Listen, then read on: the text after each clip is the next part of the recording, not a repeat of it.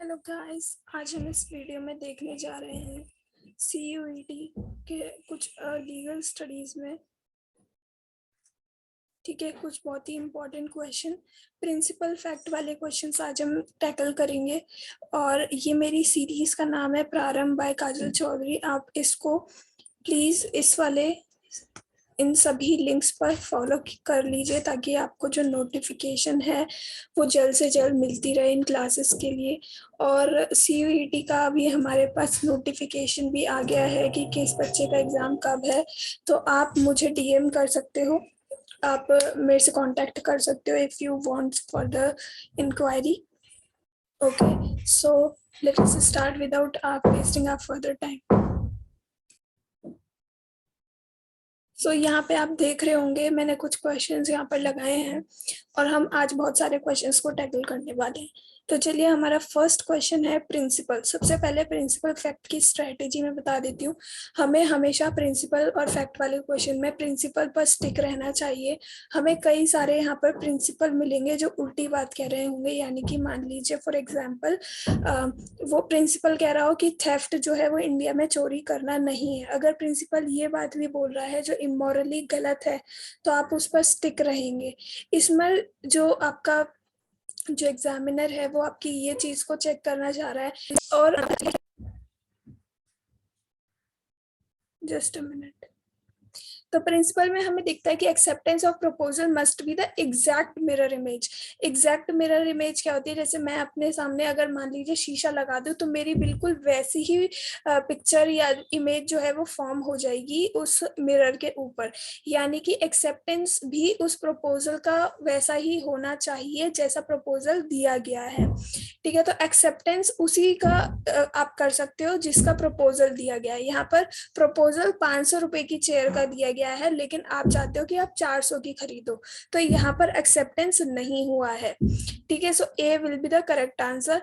बाकी सारे क्योंकि जो है वो नॉट नॉट नॉट में जा रहे हैं।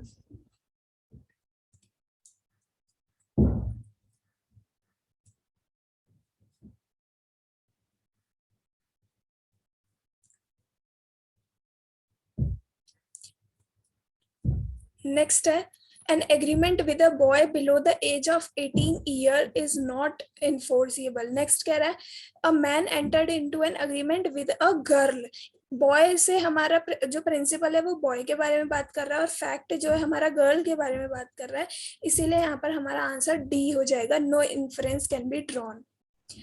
Sale of liquor is illegal. All agreement relating to prohibited items do not exist in the eyes of law. A entered into an agreement with B for the sale of liquor. बिल्कुल हमारा principal से match कर रहा है। A failed to supply the आता है, तो communication proposal is complete when A sends the letter या reads the letter. तो लेकिन वो तो कह रहा है कि when it comes to the knowledge, कि वो knowledge में आना चाहिए, इसीलिए when B reads the letter. ठीक है, बाकी वेग ऑप्शंस थे।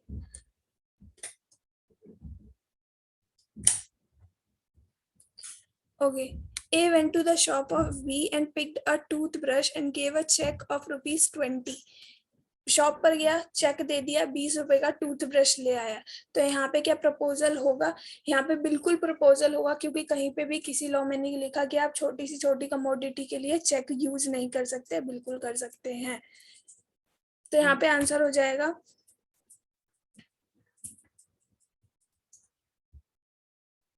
तो यहाँ पे आंसर क्या हो जाएगा हमारा? A option.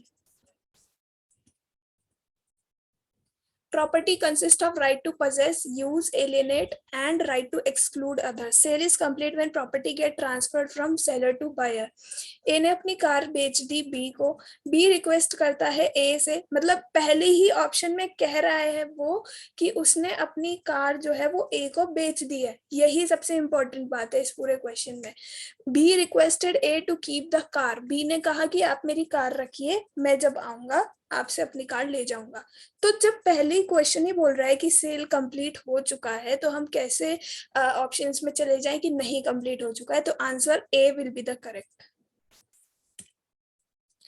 A person who is usually mad but occasionally not mad, कि ये बहुत इंपॉर्टेंट फैक्ट है कि जब कोई इंसान यूजुअली वो उसकी प्रवृत्ति वो हमेशा क्या रहता है,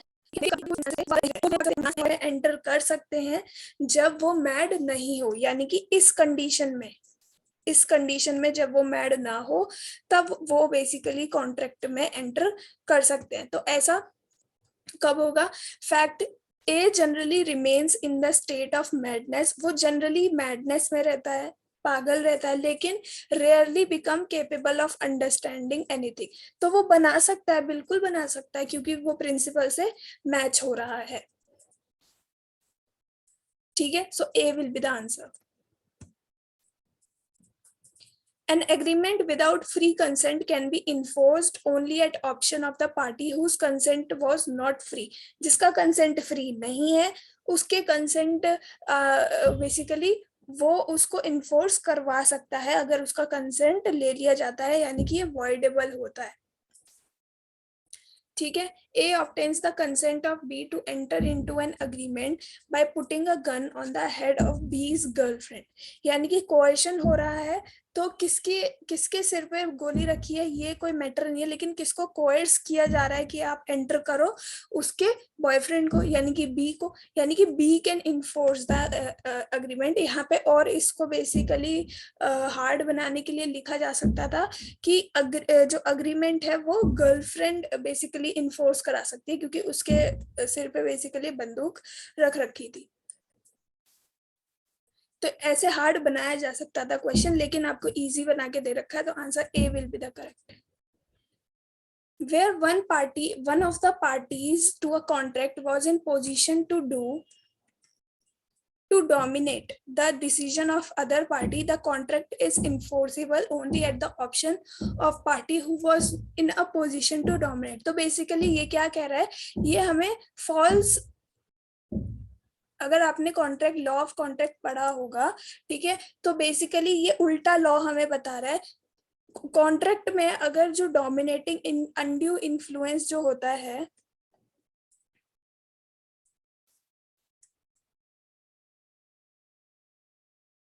ठीक है, ये एक फैक्ट होता है जिसके अंदर क्या होता है कि अगर कोई एक पार्टी डोमिनेटिंग है और एक पार्टी अनडोमिनेटेड है, यानी कि सबमिसिव है, तो उसके अंदर जो पार्टी डोमिनेट करेगी उसके पास कोई राइट नहीं होता, और जो पार्टी डोमिनेट हो रही है किसी से, उसके पास राइट होता है कि वो बाद में जाके अपना जो कॉन्ट्रैक्ट है उसको इन्फोर्स करवा सकती है। तो ये कौन सा हो गया? वॉइडेबल कॉन्ट्रैक्ट की श्रेणी में आ गया ये, यानी कि प्रिंसिपल हमें उल्टा फैक्ट बता रहा है, लेकिन हमें काम भी प्रिंसिपल के ही हिसाब से चलना है। हमें ये जो हमें फैक्ट पता है, ये जो हमें पता है बात, इसके हिसाब से बिल्कुल नहीं चलना है। ठीक है, तो हमें किसके फेवर में केस लाना होगा? जो डोमिनेट कर रहा होगा। A doctor asked his patient to make payment of 10 lakh only for treatment of his fever. ठीक है, तो डॉक्टर ने क्या कहा पेशेंट से कि आप 10 लाख लाइए, अपना फीवर सही करवाइए और जाइए। पेशेंट ने 5 लाख बेसिकली पे कर दिया। फिर बाद में जब वो उसने फीवर का बेसिकली ट्रीटमेंट कर दिया, तो पेशेंट ने क्या कहा कि मैं नहीं पे करूंगा। तो यहाँ पे कौन डोमिनेट कर रहा था? यहाँ पे डॉक्टर डोमिनेट कर रहा था। So the contract is enforceable against the doctor या फिर अगेंस्ट द पेशेंट। यहाँ पे अगेंस्ट द पेशेंट होगा, क्योंकि यहाँ पे सबमिसिव पार्टी कौन थी? पेशेंट थी। लेकिन हमें किसके केस, जो केस है वो किसके अगेंस्ट में लाना है? पेशेंट के ही अगेंस्ट में लाना है, क्योंकि डॉक्टर के फेवर में लाना होगा, क्योंकि वही डोमिनेंट पार्टी थी। तो इसलिए यहाँ पे ऑप्शन ए होगा। अगर यहाँ पे एक्चुअल लॉ होता तो आंसर ए हो जाता हमारा। I hope this is clear. Next step, when at the desire of one person, any other person has done or abstained from doing something, such act or abstinence or promise is called a consideration. Consideration, something in return. X uncle of Y made a promise to made him an account of rupees 1 lakh as reward if Y quits smoking and drinking within 1 year. Y क्या करता है? वो quit कर देता है smoking और drinking 6 महीने के अंदर ही। तो यहाँ पे हमारा आंसर क्या हो जाएगा, ए यहाँ पर आंसर हो जाएगा कि consideration has been moved from side of x. क्यों? क्योंकि यहाँ पर जो अंकल है उसने बेसिकली कहा था कि 1 साल के अंदर अंदर अगर तुम स्मोकिंग या ड्रिंकिंग जो भी है वो छोड़ दोगे तो क्या तो बेसिकली मैं तुम्हें 1 लाख रुपए दूंगा, वो छोड़ देता है। और यहाँ पे लीगली हमसे क्या बोल रहा है कि उसने प्रॉमिस किया है, यानी कि एक एग्रीमेंट पहले ही बन चुका है। कंसिडरेशन कब मिलेगा? जब वो कंडीशन फुलफिल हो जाएगी, ठीक है।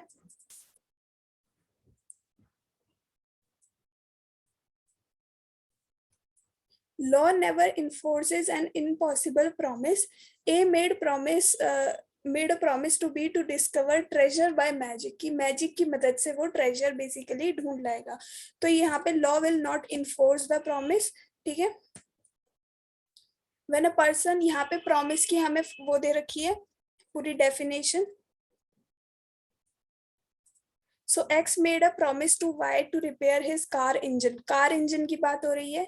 वाई ने पेमेंट कर दिया और जब वो कार वहां से ले गया तो उसका टायर जो था गाड़ी का वो फट गया। तो क्या कंपनसेशन देगा एक्स?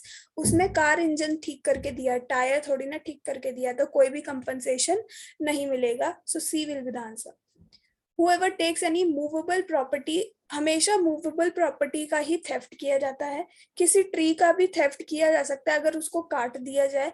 जरूरी नहीं है कि उस ट्री को ले जाया ही जाए तभी वो थेफ्ट माना जाएगा। अगर आपने उसको जड़ से उखाड़ दिया है, काट दिया है, तब भी वो थेफ्ट माना जाएगा, भले ही आप उसे ना ले जा पाए हो, क्योंकि आपने उसको मूव कर दिया है, बिना परमिशन के किया है, ठीक है, और फ्रॉडुलेंटली इंटेंशनली किया है, ठीक है। तो यहाँ पे during his visit to the home of C, A ने बी से पूछा, और बी कौन है? सी का सन है, यानी कि ए सी के घर पे गया है और उसके घर पे जाने के बाद उसके बेटे से यानी बी से पूछता है to accompany to a forest, कि तुम मेरे साथ फॉरेस्ट जाओगे। Neither A nor B inform C, ना तो ए ने ना ही बी ने इन्फॉर्म किया सी को। क्यों? B companies A to the forest, B A के साथ चला जाता है फॉरेस्ट। तो क्या यहाँ पे थेफ्ट होगा? हमेशा movable thing, a person who is living is not a thing, ठीक है। तो यहाँ पे थेफ्ट का हमेशा जब भी थेफ्ट होगा तब एक मूवेबल थिंग का होगा, इमूवेबल प्रॉपर्टी का नहीं होता। तो बेसिकली हम तो मूवेबल है लेकिन थिंग नहीं है हम, ठीक है। A has not committed theft, A has committed theft, A has not committed theft, so B will be the answer. Nothing is an offense if it is done in good faith, ठीक है। फिर हमसे fact क्या बोल रहा है? A jumps into swimming pool to save a boy from drowning, while pulling the boy from water A was hit by C. जब वो उसको खींच रहा था तब ए को सी ने पीट दिया पीछे से, ए ने उसको अंदर ही रहने दिया। यहाँ पे उसकी मोरल ड्यूटी थी कि उसको बचाया जाए, लेकिन यहाँ पर उसकी कोई भी ऑब्लिगेशन नहीं था कि वो उस बच्चे को बचाए, ठीक है। तो यहाँ पे उसने A has not committed the offence of killing the boy. Causing of an effect partly by an act and partly by omission is an offense, कि कोई भी अगर आप इफेक्ट और कोई भी ओमिशन से कोई बेसिकली काम कर रहे हो तो वो ऑफेंस होगा। A did not provide any food to his daughter, खाना नहीं दिया, उसको घर में ही बंद कर लिया और वो मर गया। जो डी था, मतलब डी जो थी उसकी बेटी, वो मर गई। तो यहाँ पे A has committed the offence of killing D.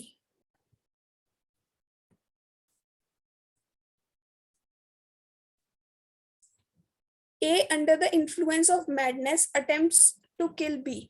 B, to save his life, kills A. तो यहाँ पे प्राइवेट डिफेंस का बेसिकली आ गया। तो A has committed the offense of attempt to murder, या फिर A has committed an offense of being mad, B has committed an offense, B has not committed an offense. So D will be the answer.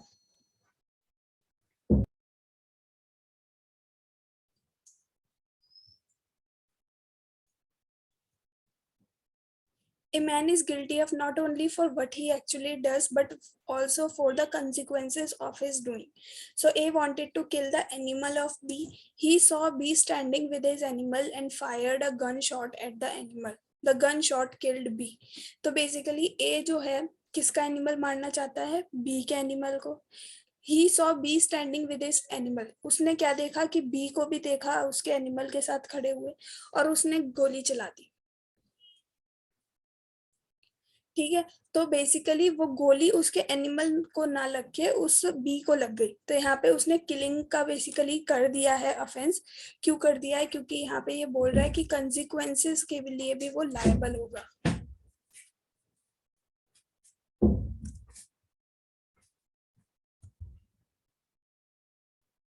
सो यहाँ पे हमारा A will be the answer.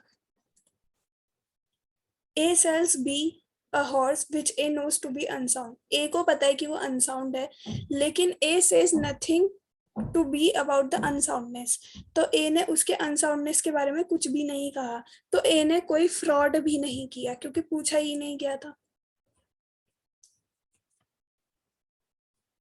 Just a minute. Whoever attempts to commit the offense of cheating commits an offense.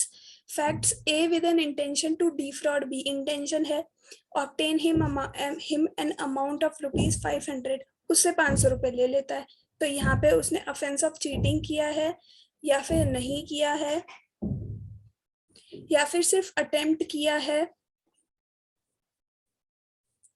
तो यहाँ पे attempt तो नहीं किया क्योंकि उसने पैसे भी ले लिए हैं, और फ्रॉड में होता क्या है, सिर्फ वो पैसे ले लेते हैं, है ना।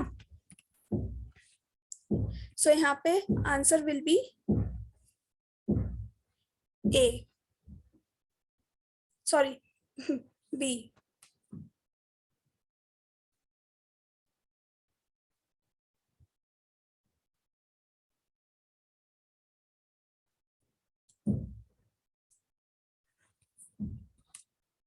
Next, during marriage ceremony, A circulated a pamphlet saying sister of the bride S is a thief. She has stolen the shoes. तो यहाँ पे डिफेम कर दिया है उसने।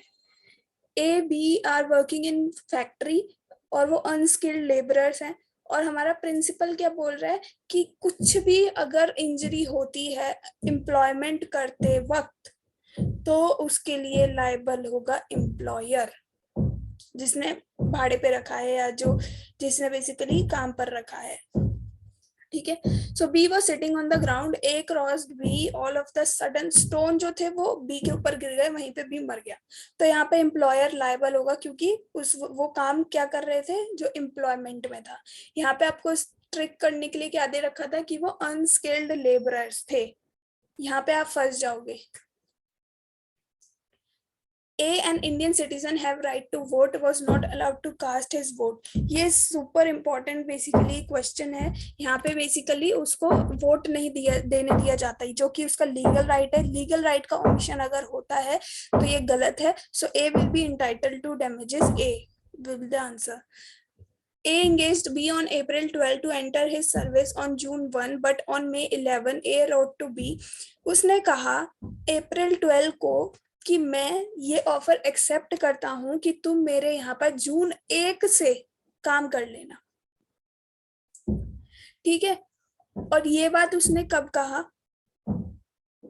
मई, और फिर बाद में मई 11 को क्या करता है वो बोल देता है कि मैं तुम्हें काम पर नहीं रख रहा, यानी जून 1 से पहले काम पर रखने से पहले ही उसने मना कर दिया कि मैं तुम्हें काम पर नहीं रखूंगा। So A wrote to B that his services would not be needed, और मई 22 को बी ने बेसिकली ज्वाइन कर लिया सी को किसी दूसरी फर्म को, किसी दूसरे के यहाँ एम्प्लॉयमेंट के लिए। So B can not put the contract to an end, B can put the contract to an end, C can put the contract to an end, या फिर A must pay the damages to B। तो damages तो नहीं होगा क्योंकि loss ही नहीं हुआ कुछ। damages तो तभी दिया जाता है ना जब किसी का कोई लॉस हो। अजीब सी राइटिंग आ रही है, sorry for that. When a party to a contract has refused to perform or disabled himself from performing his promise in its entirety, the other party shall not put an end to an contract। ठीक है, तो यहाँ पर answer क्या हो जाएगा? B option.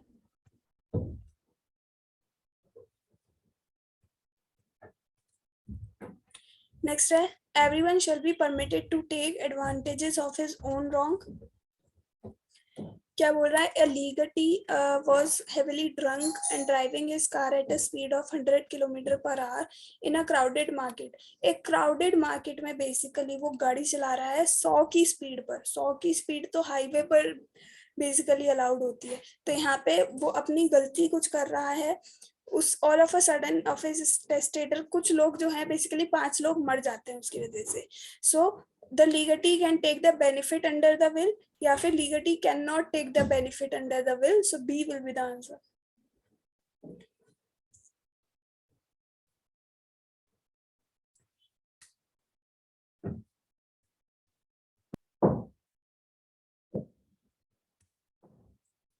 Next है A transfer property to which he knows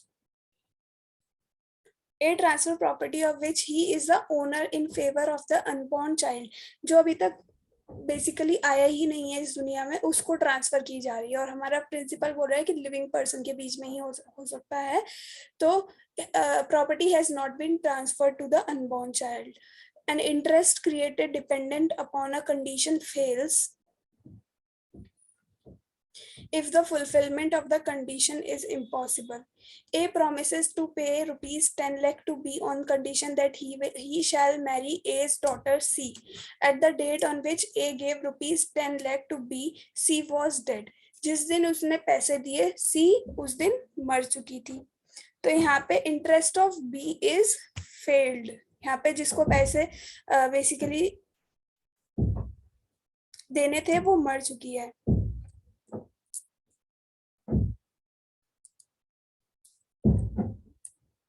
So, a condition must be compiled with after the happening of the event to which such a condition is attached. तो A ने promise किया B से 5,000 रुपए में कि वो Mary करेगा B से इस कंडीशन पे कि जब उसको कंसेंट मिल जाएगा C, D और E का, है ना. B marries without the consent of C, D, E but obtains the consent after the marriage. Marriage के बाद उसने कंसेंट ले लिया लेकिन मैरिज करने से पहले उसने कोई कंसेंट नहीं लिया था. तो a condition must be compiled with after the happening of event. तो यहाँ पे आफ्टर लिखा है तो आफ्टर पे ही हम चलेंगे, होता बिफोर है यहाँ पे. ठीक है, तो यहाँ पे बिल्कुल B has fulfilled the condition. Next है A condition must be compiled in order to claim the benefit of an agreement. A agrees to transfer a farm to B if B shall not go to England within 3 years and date after the agreement his interest in the farm shall cease. B doesn't go to basically England within the term prescribed, तो उसको basically claim of benefit मिलेगा.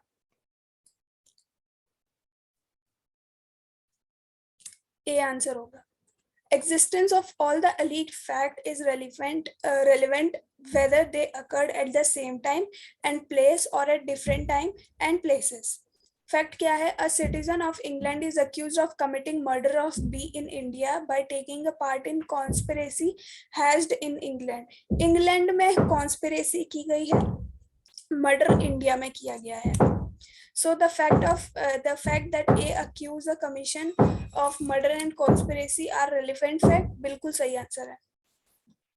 One who asserts must prove. जो बोल रहा है वो उसको prove करना पड़ेगा.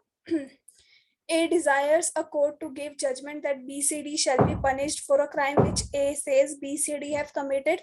तो उसे prove करना पड़ेगा कि that BCD have committed the crime. B option होगा. Foreign judgment binds the party and is conclusive unless it is obtained by fraud. A obtains judgment from US court by producing fake documents.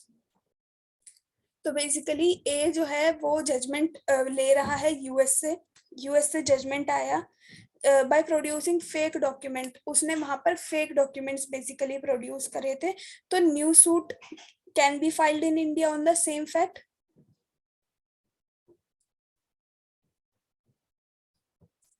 Judgement can be enforce, नहीं ये तो नहीं होगा क्योंकि वहां पे हमें क्वेश्चन में बोल रहा है कि फेक डॉक्यूमेंट से बेसिकली फ्रॉड से उसने वो जजमेंट लिया है. जजमेंट को इन्फोर्स किया जाएगा इंडिया में? नहीं. New suit can not be filed, no गलत हो जाएगा, A will be the answer. A obtained decision from a court which he did not have jurisdiction to deal with the subject matter. Decision can be ignore. A ने basically obtain लिया, मतलब decision आ गया court का ए के पास, विच didn't have jurisdiction, यानी कि दिल्ली वाले court को बेसिकली मान लो कि उसके पास जुरिस्डिक्शन नहीं था ये चीज को ट्रांसफर या ये डिसीजन को देने के लिए. तो क्वेश्चन में प्रिंसिपल बोल रहा है कि ऐसा डिसीजन नल एंड वॉइड होगा. So B will be the answer. Civil suit can be filed where defendant resides or carries on business or where causes of action arises. A carries on business in Gurgaon, B carries business in Mumbai. सबसे पहले यहाँ पे ये questions काफी ज्यादा पूछे जाते हैं कि जुरिस्डिक्शन कहाँ होगा.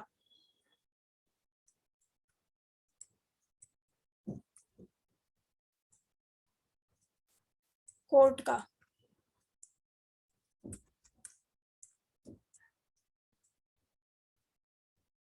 ठीक है, जुरिस्डिक्शन के बारे में बहुत से क्वेश्चंस हमसे पूछे जाते हैं. तो सबसे पहले जुरिस्डिक्शन वहां होगा प्रिंसिपल के हिसाब से जहां पे डिफेंडेंट कौन होता है. सबसे पहले हमें पता होना चाहिए कि दो पार्टीज होती है किसी भी कॉन्ट्रैक्ट के सूट में. एक तो होता है प्लेंटिफ और एक होता है डिफेंडेंट. डिफेंडेंट का अगर मैं ए एंड टी, ये चींटी वाला वर्ड हटा दूं, ठीक है, तो ये बन गया डिफेंड. और डिफेंड का मतलब हमें अच्छे से पता है, जो अपने आप को बचाए. ठीक है, इससे अच्छा तो वर्ड होगा नहीं डिफेंड के लिए, जो अपने आप को डिफेंड करे. और प्लेंटिफ जिसने बेसिकली अपनी जो कंप्लेंट है वो लाया है कोर्ट में. ठीक है, तो प्लेंटिफ वो होता है. ये पेंट नहीं है, प्लेंट है. ठीक है, सो प्लेंटिफ वो होता है. तो यहाँ पे अगर डिफेंडेंट जहां पर रह रहा है वहां पे जो वो बिजनेस कर रहा है, ठीक है, और where the cause of action arises, जो डिफेंडेंट है, ठीक है, वो जहां पर बिजनेस कर रहा है वहां पर हमारा जुरिस्डिक्शन जो है वो अराइज होगा. ठीक है, और अगर कॉज ऑफ एक्शन यानी कि जहां पर बेसिकली हमारा जो कॉन्ट्रैक्ट है वो ब्रीच हुआ है,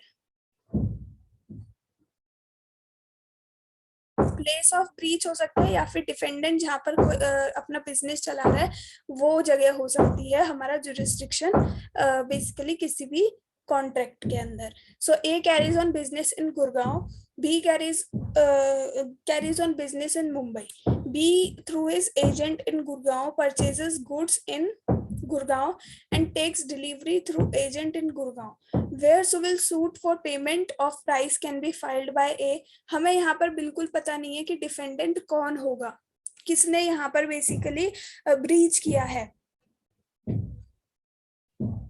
क्योंकि हमें सिर्फ बता दिया कि उसने यहाँ पे ट्रांसफर किया, इसने यहाँ पे ट्रांसफर किया, हमें नहीं बताया कि ब्रीच कहाँ पे हुआ है क्वेश्चन में. इसीलिए हमारे पास जो दो जगह है मुंबई और गुड़गांव, दोनों जगह पर हो सकता है at either of the places. ठीक है, या फिर अगर क्वेश्चन में होता द प्लेस वेयर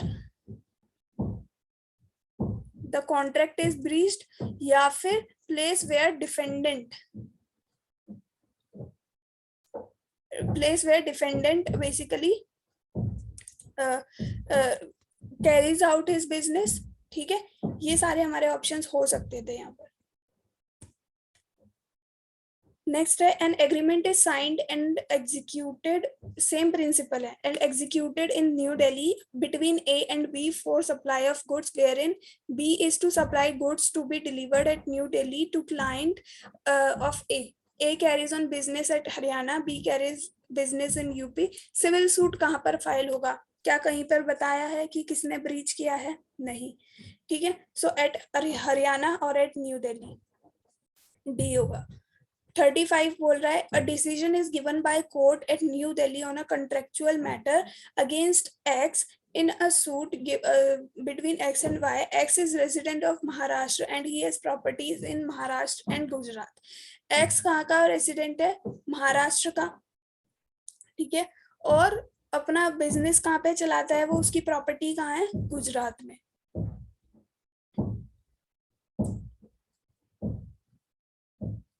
ठीक है, तो बेसिकली किसके ऊपर कौन यहाँ पर डिफेंडेंट है, यहाँ पे डिफेंडेंट है हमारा ये जो एक्स है।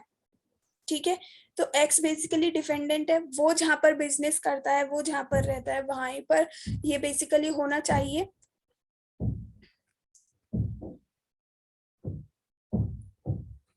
ठीक है, तो new Delhi court can transfer the proceeding to court at Maharashtra only, या फिर new Delhi court can execute the decision because it had jurisdiction to decide matter, so it can execute also. New Delhi court can transfer the proceeding to Gujarat, to court at Gujarat only, या फिर New Delhi can transfer the proceeding to either of the courts, that is Maharashtra or Gujarat. तो can transfer the proceeding to Maharashtra only, या फिर it had jurisdiction to decide the matter so it can execute also. B तो नहीं होगा, सी सिर्फ गुजरात को नहीं होगा, सिर्फ महाराष्ट्र को नहीं होगा, यहाँ पे डी होगा answer.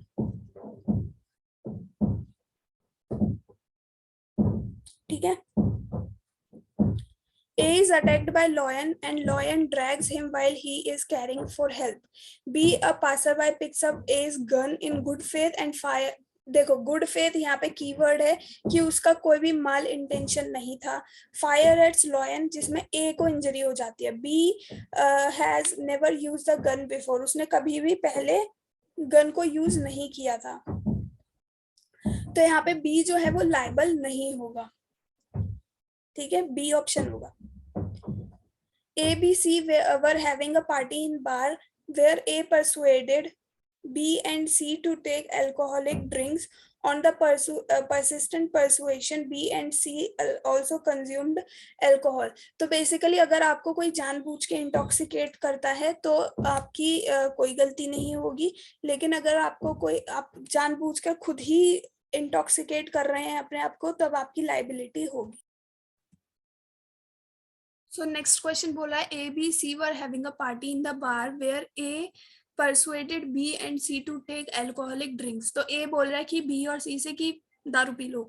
On the persistent persuasion, B and C also consumed. उन्होंने पी लिया along with A. B यानी तीनों पी रहे हैं मिलके। B and C had never consumed. उन्होंने कभी भी इससे पहले अल्कोहल नहीं पी थी। After intoxication, there was some argument between B and C, where C pushed B with full force, causing serious injury to B. जहाँ पे C ने B को बहुत बुरी तरीके से पीछे धकेल दिया।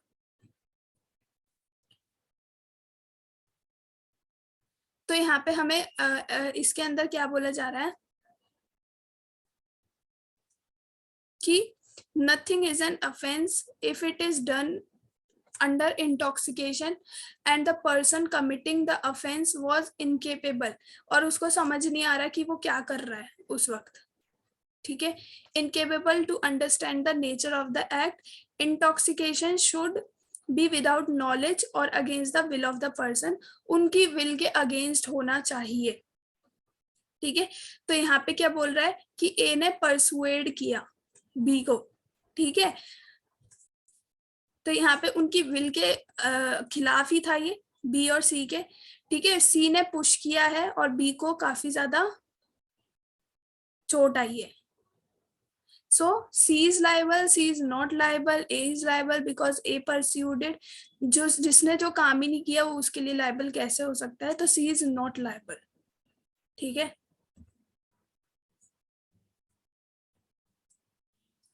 Everyone has the right of private defence. ठीक है, प्राइवेट डिफेंस का यहाँ पर हमारे पास राइट दे रखा है प्रिंसिपल में।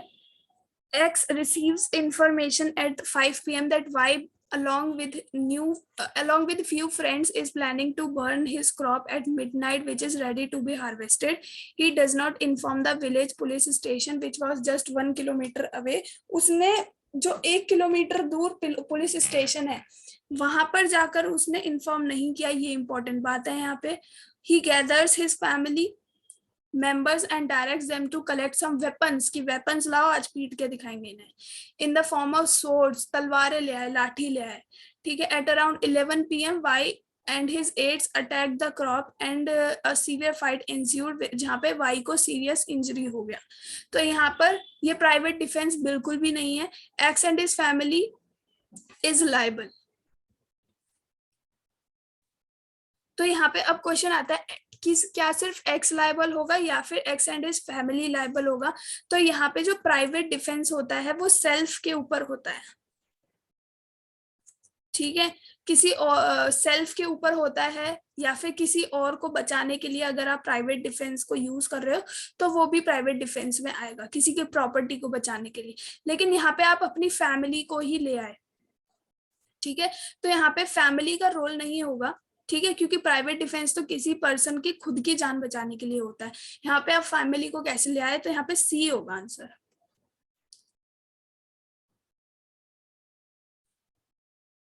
unless that person had time to have recourse or protection, protection, इसमें डी माना जाएगा आंसर, क्योंकि इसके अंदर हमारा बेसिकली प्रिंसिपल भी स्टेटेड है, ठीक है। तो मोस्ट करेक्ट आंसर यहाँ पे हमारा डी होगा, जो मैं पहले बोल रही थी। During election campaign period, one candidate X told the voters that if they do not vote for her, voters will be cursed because the election candidate is God's own child, and those who do not vote for her, they will not be liked by God. तो कोई भी अगर ऐसे induce करता है vote करने के लिए, ठीक है, वो गिल्टी होगा ऑफेंस का, offence of interfering with free right. तो X has committed an offence, X has not, तो A will be the answer. A farmer having large farmlands burns crop residue on his fields after harvesting crop to make the field ready for next crop, as this is the easy, fast and convenient method of making the field ready for next crop. His farmland are adjoining a densely inhabited residential area, and people pass through the smoke while traveling on the road adjoining his farmland. Smoke caused the fire also enters the house in the colony. Colony के अंदर basically वो जो fire है वो चली गई, तो ये पब्लिक न्यूसेंस होगा।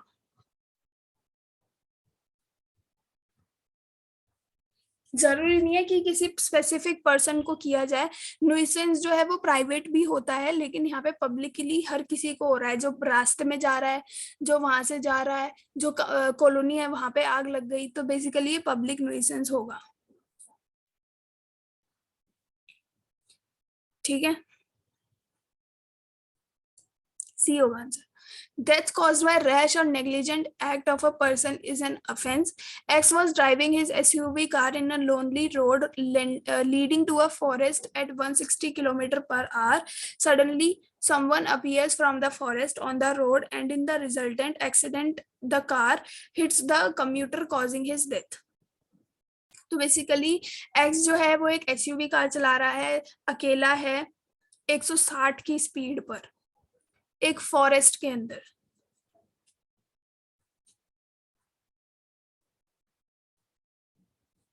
सडनली कोई आ जाता है उसके सामने from the forest on the road, and in the resultant accident जो उसकी डेथ हो जाती है कॉज, ठीक है।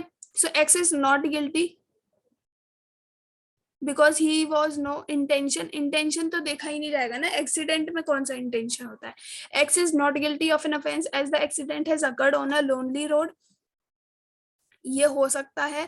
X is guilty of offence of death by rash और नेग्लिजेंट एक्ट। तो आप स्पीड देख रहे हो 160 kilometre per hour, 160 kilometre per hour की स्पीड है, सी होगा आंसर। आप 100 चलाओ, 80 चलाओ, ज्यादा ज्यादा 120 चलाओ, ये 160 क्या होता है भाई, लिमिट ही 180 होती है, 160 चला रहे हो आप।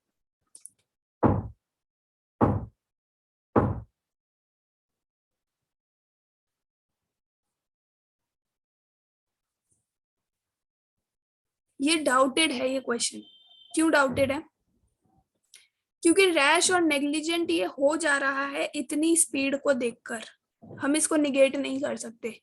और ये जो दिखाया जा रहा है हमें कि लोनली रोड है, ठीक है, लोनली रोड है, और क्योंकि फॉरेस्ट में स्पीड लिमिट भी नहीं होता, कहाँ आपको किसी फॉरेस्ट से जाते हुए किसी रोड पर दिखेगा कि स्पीड लिमिट इतना है, ठीक है। तो इसको हम 1 मिनट होल्ड पे रखते हैं, मैं आपको इस क्वेश्चन को नेक्स्ट सेशन में लेके आऊंगी। और इसके बारे में बताऊंगी इसका क्या होगा आंसर, ठीक है।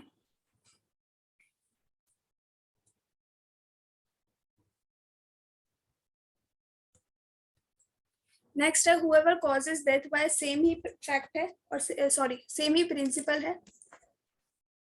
क्वेश्चन बोल रहा है X is having a house on the roadside which is also having a street on the back of the house. He has a lawn on the back of his house where he has built a toilet. To prevent the intruders from entering his house, he got a fence charged with high voltage of live electric wire. ये कुछ ज्यादा हो गया। Z was passing through the street in the backyard of the house of X and sat down to take rest near the fence. While getting up, his hands came to in contact. तो यहाँ पर X has committed the offense of causing death or negligent act.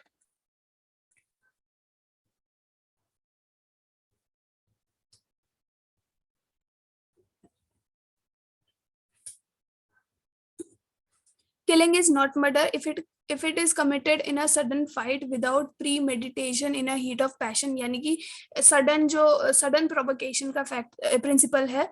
Fact है X and Y were buying liquor at 7. Y abused X and there was quarrel, दोनों में लड़ाई हो गई। X told Y that he will not spare him and Y shouted that his house is adjoining the shop only and if X has the guts he can come anytime. X went back to his shop which was nearby, procured a knife and went to Y's residence at 9 PM. तो यहाँ पे timings काफी ज्यादा important है। 7 बजे वो लोग खरीद रहे थे, 7 बजे के आसपास उनके अंदर लड़ाई हो गई और 9 बजे वो बेसिकली क्या ला रहा है, चाकू ला रहा है। Sudden provocation at the current time में होना चाहिए, जरूरी नहीं है मतलब बिल्कुल तभी के तभी होना चाहिए। आप 2 घंटे बाद आ रहे हो उसको चाकू मार दिया तो ये एक सडन प्रोवोकेशन नहीं है। So X has committed murder. Use of criminal force intentionally knowing that it would cause or likely to cause injury, ठीक है, और annoyance to the person is an offense. X, a renowned social worker है who had launched movement for liberation of women, pulls up Muslim women wheel in public good faith. Good faith में हटाया है without her consent, लेकिन बिना किसी consent के हटाया है जो जिससे उसको annoyance हो गया। तो बेसिकली यहाँ पे बोल रहा है कि अच्छा खासा सोशल वर्कर है, गुड फेथ में वो व्हील को हटा रहा है। यूज ऑफ यहाँ पे क्रिमिनल फोर्स नहीं है लेकिन, और उसकी कोई इंटेंशन भी नहीं है ना कि उसको अनॉय हो, लेकिन फिर भी वो लड़की जो है वो अनॉय हो जाती है। गुड फेथ हमारे क्वेश्चन में बोला जा रहा है। So he has committed no offence because his motive was good. X acted in good faith to liberate her from clutches of tradition and has hence committed no offense.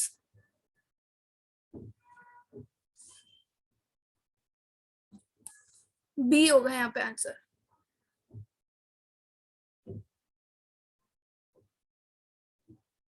C और D तो वेग है, B होगा। B और A में अगर हम देखें तो मोटिव वॉज गुड, हमें मोटिव के बारे में नहीं बताया गया है, गुड फेथ बोला है, तो गुड फेथ मोटिव नहीं होता। X acted in good faith, यहाँ पे बिल्कुल गुड फेथ हमारा वर्ड आ गया। To liberate her from clutches of tradition, motive भी जहाँ था वो ही आ गया, इसीलिए उसने कोई ऑफेंस नहीं किया है, बी होगा। Inducing any animal to move or to charge its motion and thereby intentionally causing fear of injury or annoyance to others by such act is an offense of use of criminal force. X incite his dog to chase and run his neighbor Y to teach Y to stay away from him, कि उससे दूर रहे. The act is done without neighbor consent and against his will. तो basically अगर आप किसी animal से कह रहे हो कि उसको जा काट ले, उसको डरा दे, ये कर दे, वो कर दे, तो आप क्रिमिनल फोर्स का यूज कर रहे हो। सो X has committed no offense. X has committed no offense. X has committed offense of use of criminal force. D answer होगा।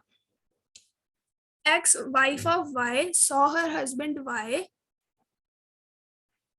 coming out of neighbor's house at 6 a.m. in the morning. Y told his wife X that he has murdered the neighbor and handed over the jewelry of that neighbor to his wife. So a spouse is not permitted to put in evidence in court any communication during marriage between spouses without the consent of person who made the communication. ठीक है, consent होना चाहिए।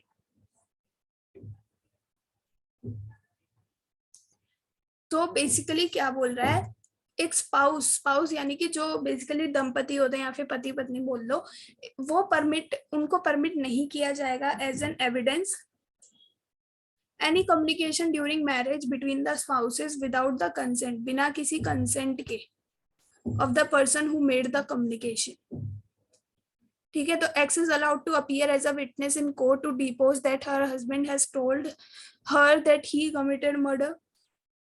X is not allowed to appear as a witness. X is not allowed to appear as a witness to depose but was told by her husband. X is an independent woman, ये तो नहीं होगा।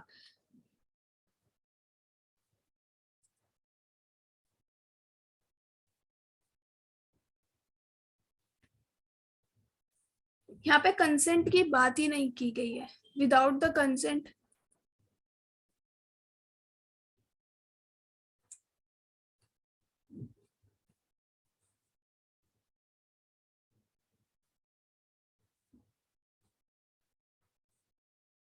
इसको भी hold पे रखते हैं अभी, ठीक है, इसका मैं बताती हूँ अभी। नेक्स्ट उसमें नेक्स्ट सेशन में आपके लिए प्रिंसिपल फैक्ट के क्वेश्चन, असर्शन रीजन क्वेश्चंस ये लेके आऊंगी, और आप जरूर प्लीज इनको प्रैक्टिस कीजिएगा। आपको इसकी पीडीएफ जो है टेलीग्राम ग्रुप पे मिल जाएगी, वहां से आप कीजिएगा।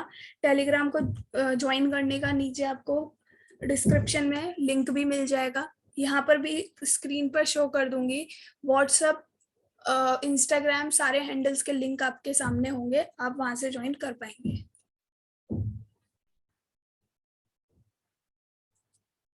ठीक है, तो 46 में अभी बताती हूँ नेक्स्ट अपने सेशन में, जो जल्द ही आ जाएगा।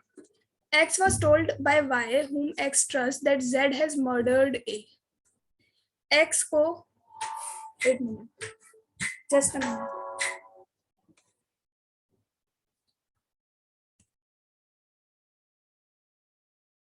तो यहाँ पर हमारा आंसर क्या हो जाएगा, प्रिंसिपल के हिसाब से कि statement of X is not admissible because he was not seen Z murdering A. Hearsay evidence है। Terms of any written contract can be proved by producing the written contract only, and oral evidence is excluded. A gives B receipt for money paid by B. Oral evidence is offered to prove payment. तो oral evidence is excluded, यहाँ पे exclude किया गया है, लेकिन यहाँ पे include कर दिया है फैक्ट में, तो यानी कि ये गलत हो जाएगा। So oral evidence to prove payment is not allowed. Employer is liable for the injury caused to the employee in the course of his employment. X organized a party and hired a caterer. During the party, generator set went out of order and he requested one employee of caterer, that is Y, to bring the mechanic on his vehicle and promised to pay 1,000 for the same to Y. Y met with an accident while going to fetch the mechanic and he seeks compensation.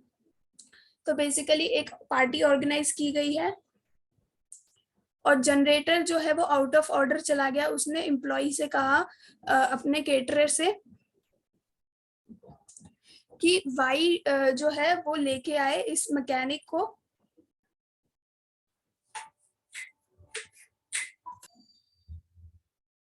यहाँ पे हमारा answer होगा ए।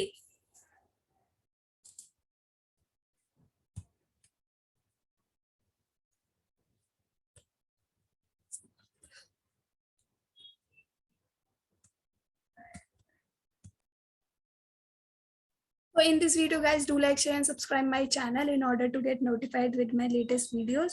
This was all in this video. You can see these links here. This is my Instagram handle and the link, followed by it YouTube channel, Twitter handle and Telegram channel. You can join all of these, follow me at all these my handles, so that in order to get all the information of my incoming videos as well as information. So thank you guys. Bye.